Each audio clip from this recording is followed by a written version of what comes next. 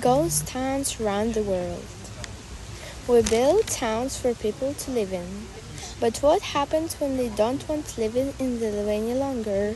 All over the world, there are ghost towns, towns where people don't live anymore. Here are a few. In 1908, many Germans arrived in road trips in 7 African countries in Libya. They wanted to look for diamonds, and they found a lot. With the money from the diamonds, they built the town of Konskop. It had lots of beautiful buildings, a hospital, a school, and even a theater. But when they want any more diamonds, they left the town.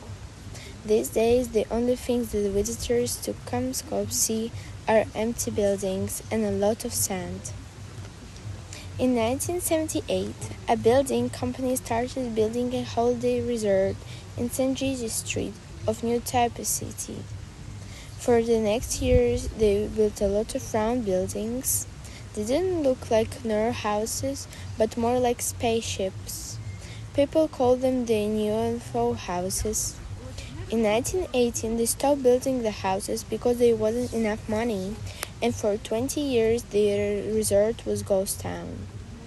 However, no one can visit the city today because in 2008 they demolished all the buildings. All we can see now are photos of these strange-looking houses. In northern Brazil, there is a ghost town for Finlandia. In 1928, Henry Ford, famous for his cars, decided to build a big factory there to make car tires. He also built houses for the workers and their families. Unfortunately, the weather in the area wasn't good for growing the trees they needed to make tires. For trying to make the city a success, but it was difficult. In 1945, his grandson Henry Ford II sold Fordlandia. The company lost $20 million. The empty buildings of the town are still there today. About 70 years ago, Centralia was a busy town in Pennsylvania, USA. It had 5 hotels, 7 churches, and 19 big stores. In 1962, a fire started over the town at the old mine.